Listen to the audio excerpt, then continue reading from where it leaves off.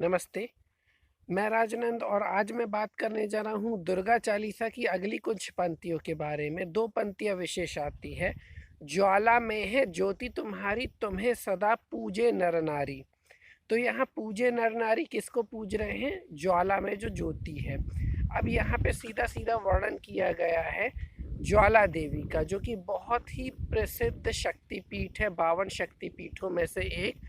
कहा जाता है इस शक्तिपीठ में माता सती की जीवा गिरी थी। अब इसके बारे में बहुत सारी कहानियाँ हैं जिसके बारे में, और आजकल के रिसर्च तक यहाँ पर क्या-क्या इन मंदिरों के बीच में घटनाएँ घटी हैं उसके बारे में मैं इस वीडियो में विस्तार पूर्वक बताऊँगा। तो इसे जानने के लिए इस वीडियो के अंत तक आप बने रहिए। अब आते हैं, सबसे पहले इस मंदिर की जो खोज की थी वो की थी पांडवों ने। इसके अलावा एक बहुत पुराने राजा हुए हैं, कहा जाता उन्होंने इस मंदिर की स्थापना की। इसके बाद महाराजा रणजीत सिंह ने, कहा जाता है, इस मंदिर का निर्माण पूरी तरह से कराया। इसके अलावा इसकी एक बहुत प्रसिद्ध कथा जुड़ी हुई है बादशाह अकबर के साथ। तो अब जैसे कि मुगलों का सनातन के प्रति क्या रवैया रहा है वो तो आप ऑलरेडी जानते ही हैं। तो होता क्या है, माता जी का एक अनन्य भक्त होता था जिसका नाम था ध्यानु ध्यानु भगत। वो 1000 लोगों की एक मंडली लेकर के माता ज्वाला देवी के दर्शन के लिए जा रहा था। जब सिपाहियों ने देखा कि इतने सारे लोगों को लेके तुम कहाँ जा रहे हो, उन्होंने ध्यानु भगत को गिरफ्तार कर लिया और गिरफ्तार करके वो राजा अकबर के पास ले गए। तो उन्होंने बताया, भाई हम माता के दर्शन करने के लिए जा रहे हैं। तो और बादशाह अकबर ने शंका की और बोला कि तुम्हारी देवी सिर्फ तुम्हारी कल्पना मात्र है, उनमें कोई शक्ति वक्ति है नहीं, तो आप ये सब छोड़ दो। उन्होंने बोला नहीं, ये तो हमारी आस्था है। तो उन्होंने बोला अगर तुम्हारी आस्था है तो एक काम करता हूँ, मैं इस घोड़े का सर धड़ से अलग कर देता हूँ। अपनी माता को बोल देना कि ये घोड़े का सर धड़ से जोड़ के दिखाओ। अब ये तो बात आ गई माता के अस्तित्व पर कि माता के अस्तित्व को कैसे साबित किया जाए। तो यहाँ पर जो कथा आगे जाती है, ध्यानु भगत ज्वाला देवी के पास गए, जागरण किया उन्होंने, और उन्होंने कहा कि माता अगर वो घोड़े का सर धड़ से नहीं जुड़ा तो मैं अपना ही सर काट लूँगा। फिर माता प्रसन्न हुई और घोड़े का सर जुड़ गया। इसके बाद भी अकबर की शंका ख़त्म नहीं हुई।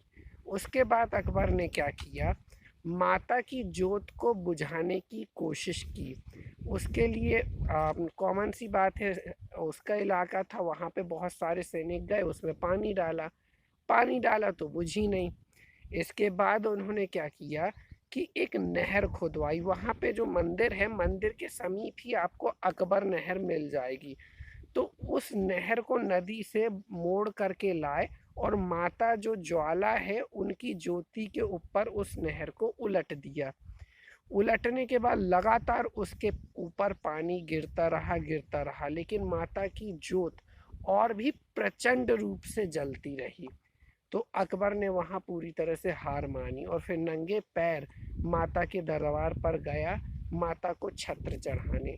लेकिन क्योंकि अकबर अति अभिमानी था, इसलिए माता ने क्या किया, उसके छत्र को अलग कर दिया।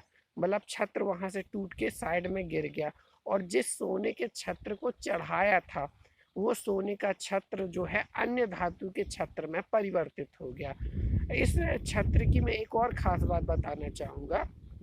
आज भी आप अगर ज्वाला देवी में जाएँगे तो वो अकबर का छत्र वहाँ पड़ा है, जिसमें 2-3 छेद आपको मिलेंगे, और वो छेद इसलिए है कि जब अंग्रेज़ों ने उस छत्र को देखा तो वो जानना चाहते थे कि वो किस मेटल का बना हुआ है। लेकिन अब तक जो धातु शास्त्री होते हैं वो पता नहीं लगा पाए कि वो छत्र किस धातु का बना हुआ है। जैसे कि कहानी में आता है कि अकबर ने सोने का छत्र वहाँ पर चढ़ाया था।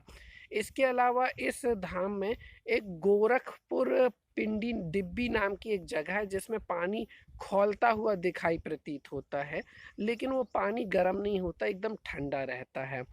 इसके अलावा अब जैसे ये तो हो गई अकबर की कहानी।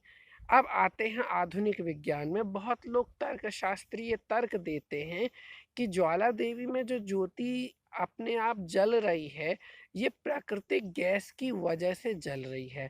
लेकिन अब तक माता की महिमा के अनुसार वो बात मिथ्या साबित हुई है। क्योंकि न केवल अभी के रिसर्च बताएं, अंग्रेजों के समय में जब अंग्रेजों ने जलती हुई जोत को देखा, तो वो समझ गए जाहिर सी बात है अंदर से मीथेन गैस आ रही होगी, या मीथेन के अलावा कोई और प्राकृतिक गैस, ऐसी ज्वलनशील गैस होगी जिसकी वजह से ये जोत जल रही है। तो इसके लिए उन्होंने हिमाचल प्रदेश में बहुत सारे कुएं खुदवाए प्राकृतिक गैस के, और उस पर रिसर्च किया।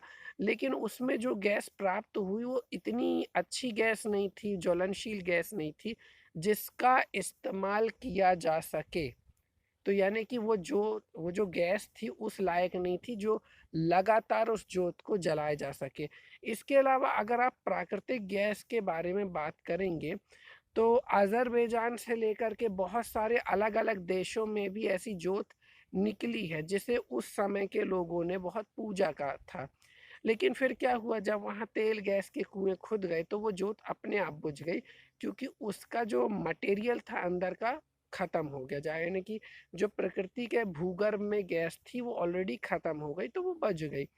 इसके अलावा अगर ये बात की जाए ज्वाला देवी की जोत की, तो ये तो हजारों सालों से जलती आ रही है। अगर कोई उसका लिमिटेड सोर्स तो होता, तो आई थिंक अब तक तो वो ख़त्म हो जाना चाहिए था, लेकिन अब तक वो ख़त्म नहीं हुआ है। और न केवल अंग्रेज़ों के ज़माने में, अभी 10-20 साल पहले भी कहा जाए तो कुछ साल पहले भी एक और कुआं खोदा गया था, एक रिसर्च सेंटर, कम से कम 100 करोड़ रुपए सरकार ने खर्चा किया था उसको खोजने के लिए कि वहाँ से कुछ गैस निकल जाए, कुछ गैस मिल जाए। और अगर मिलती तो मेरे हिसाब से कुछ गलत भी नहीं होता, क्योंकि भारत को एक प्राकृतिक गैस का बड़ा भंडार मिल जाता, लेकिन अब तक वहाँ ऐसा कोई भी भंडार नहीं मिला है। तो यहाँ कहीं न कहीं माता की महिमा जुड़ी हुई है। तो ज्वाला में है ज्योत तुम्हारी। अब ज्वाला में ज्योत होना तो थोड़ा अटपटा लगता है। तो ये जो वर्णन किया गया है दुर्गा चालीसा की इस पंक्ति में, पूरी तरह से ज्वाला देवी मंदिर का वर्णन किया गया है कि ज्वाला देवी में ज्योत है, और वहाँ पे लाखों भक्त आते हैं अपनी मन्नतें लेकर के, और अपनी मन्नतें पूरी भी करते हैं। तो ये जो छोटा सा वीडियो था दुर्गा चालीसा और ज्वाला देवी के ऊपर, मैं चाहूँगा इस वीडियो को आप लाइक कर ज़्यादा से ज़्यादा शेयर करें। दुर्गा चालीसा के बारे में और ज़्यादा जानकारी जानने के लिए और माता की महिमा जानने के लिए आप चैनल को सब्सक्राइब करें, और माता की इस महिमा को, दुर्गा चालीसा की भी और ज्योति, जो ज्वाला देवी की ज्योति, इसकी महिमा को दूसरों तक पहुंचाने के लिए इस वीडियो को ज़्यादा से ज़्यादा शेयर करें। जय माता दी, हर हर महादेव, धन्यवाद।